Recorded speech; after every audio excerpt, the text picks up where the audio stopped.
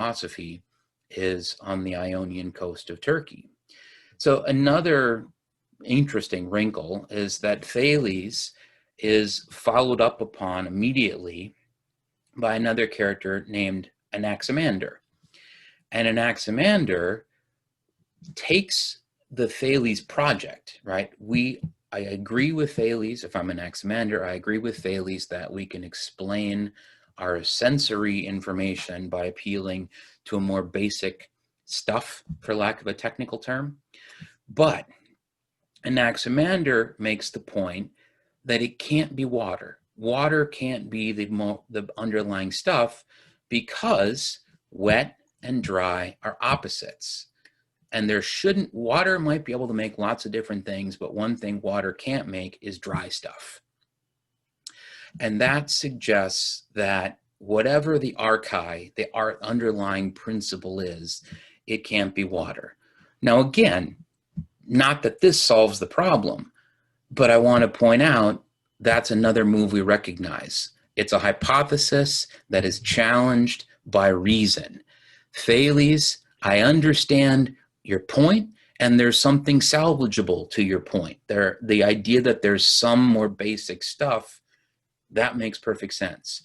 But my study of the world indicates that it can't be what you think it is. We need to modify that view in light of the evidence or in light of logic.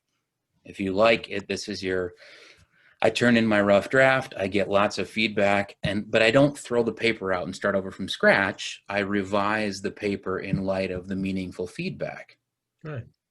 Just like scientific hypotheses. Yeah, right? And again, I want to be careful because calling this a scientific method, I think, is giving it, we're a long way from yet. that. Yeah. But yeah, you're absolutely right. You see the tiny germ of it here, this notion that I have to be responsive to criticism. And so Anaximander says, this arche, it can't be water. I have a different candidate, something I'm going to call the apeiron. That's just a Greek word that means, think of the word perimeter, right? Boundary in English, that a prefix is not. So this is something that doesn't have a perimeter, literally. We usually translate it in Anaximander's context as the unbounded or the indefinite, right? So it's not water, it's something else that doesn't have the characteristic properties of anything, right? So it's not air, it's not earth, it's not fire, it's not water. There's something, but it's something that doesn't have any of those particular properties. And the reason I think that, if I'm Anaximander, is committing to any of those particular properties is going to rule out some of the phenomena, rule out some of the ways it can appear to me. So he too is a Milesian, right? He's working on that Ionian coast of Turkey. He too is what we call a monist, right? In that he believes there's just one underlying stuff, but he disagrees with Thales about what that is. Now, he's immediately followed by a character named Anaximenes. And Anaximenes continues this process of, yeah, I'm willing to accept that there must be some underlying more basic stuff, but Anaximander's convinced me that it can't be water. But the Anaximander interpretation, to call it the unbounded, is to say nothing, right? If you're telling me there's an underlying stuff and you can't say anything more about it, this is not an explanation. It's just a figure of speech. And so Anaximenes' improvement, his solution, is to say the apeiron, whatever this thing is, it's got to be either a collection of specific different things, and thus it can't be one underlying thing, and we have the same explanatory problem. If I'm trying to explain 10 different things by appealing to one, and that one is itself 10 different things, I haven't accomplished anything. Or it's completely indefinite and thus totally useless for explanation, right? It's like pick on the Delphic oracle here, right? The prophecy that is unfalsifiable. Something will happen to you today. Well, that's both true and useless, right? It's so true, it's pointless. Like a horoscope. So go ahead. By the way, sorry to hold you on that.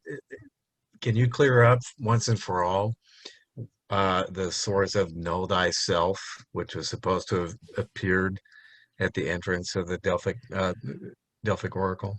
I believe that. I mean, I take that as a fact. I don't know it for certain, but I know the same story, right? Know thyself is written at the entrance to the oracle at Delphi as a priestess, the Pythia of the god Apollo, and Apollo is of course god of reason.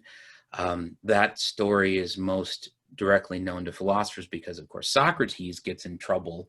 Um, Right. he makes this his maxim, and the reason he's doing that is, at least according to the version Plato tells us, Socrates' friend Chaerephon goes to the oracle and asks the oracle. This always makes me think of Snow White, right? Mirror, mirror on the wall. You go and you ask the oracle who is wisest, and the oracle doesn't say you are. The oracle says Socrates is.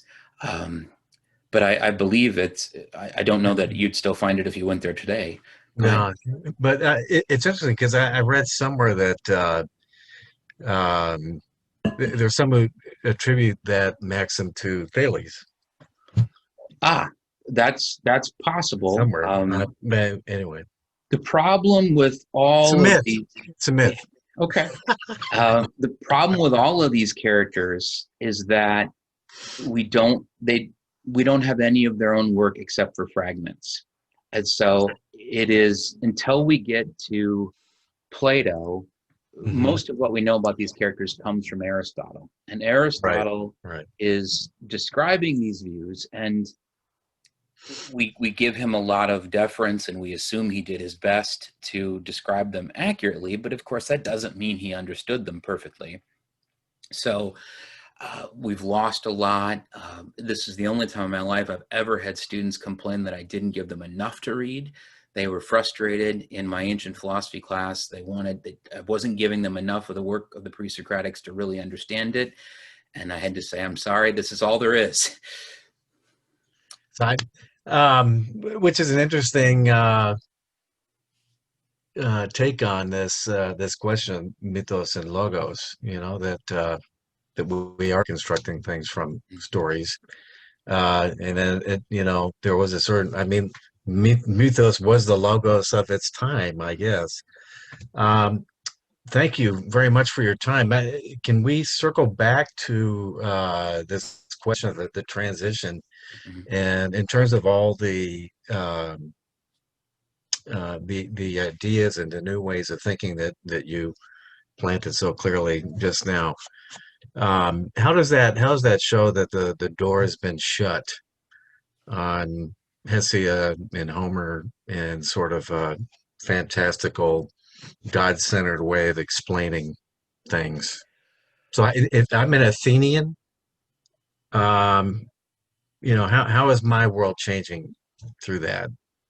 Well, so one of the things, and this is timely, right? So when the Peloponnesian War breaks out, and this is the war between Athens and Sparta, about 430.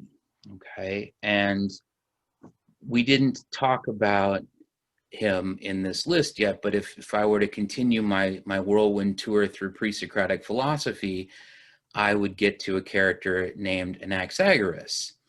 And at the beginning of the Peloponnesian War, Pericles, the great Athenian leader, has this insight of he's going to pull everybody within the walls of Athens. Athens is a seaborne power, right? Her power comes from her navy. As long as they can get to their harbor, they can keep their economy going. Well, of course, as we know, what happens when you jam a bunch of people together in close proximity with poor sanitation, plague breaks out.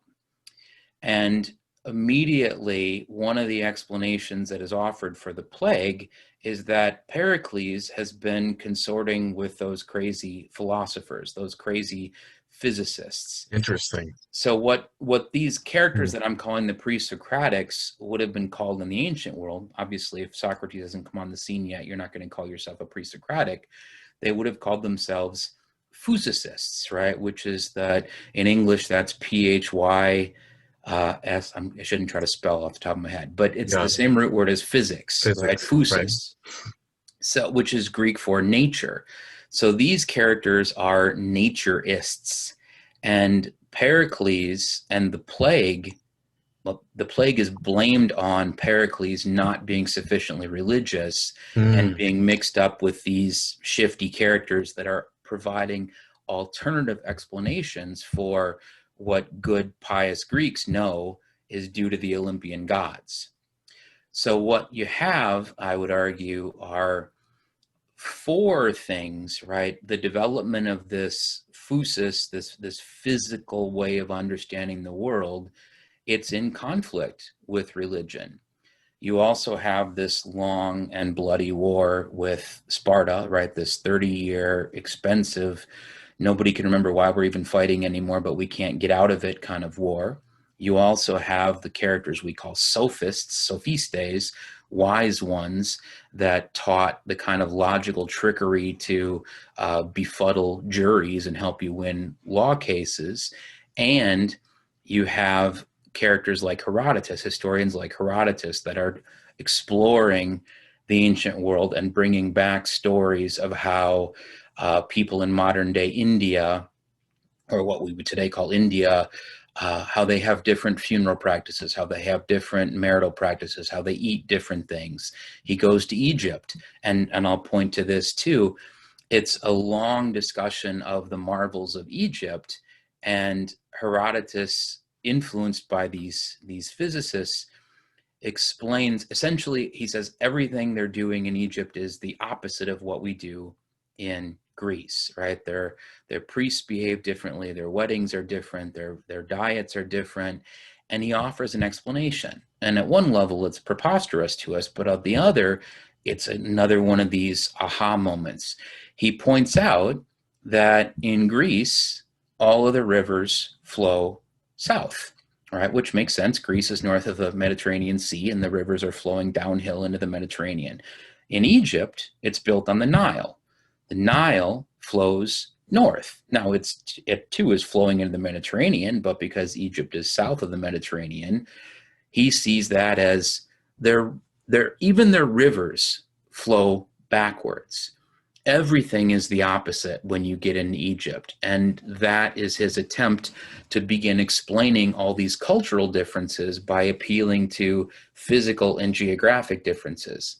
And again, I think we want to say he's wrong about everything. But this notion of there must be an explanation for something. So to answer your question about how this shuts off mythological or religious explanations, I don't think it does. I think there's great right. controversy throughout this time period. And I mean, I'll point you to the Middle Ages, right? Part of what gets Galileo in trouble is he's challenging the church, and the church, the Catholic Church, has built its model of astronomy on Aristotle's model of astronomy. And because Aristotle's physics, his theory of physics, was so powerful and so effective at predicting the world and predicting events, it was hard to believe it could be false. Now, Aristotle's physics is built on the idea that the Earth is the center of the universe, that we have a finite universe, and the center of the Earth is the center of that universe. We still talk about sunrise and sunset, despite believing, I hope, that the Earth is revolving around the sun, not vice versa, but that legacy of that model of the center of the Earth is the center of the universe. It's so powerful that it takes Galileo and his cohort a tremendous amount of data. You mentioned a paradigm shift. Well, that's the most famous paradigm shift of all, right? The Copernican revolution, this overthrowing the Aristotelian picture, where we no longer think the Earth is the center. We recognize that the sun is what we're orbiting rather than the sun orbiting us. And that a tremendous critical mass of counter evidence has to develop before anybody will even entertain that Aristotle was wrong. In Right. part because I can point to Aristotle and say, you know what? I can navigate across an ocean based on Aristotelian models of astronomy. I can use the stars and it works.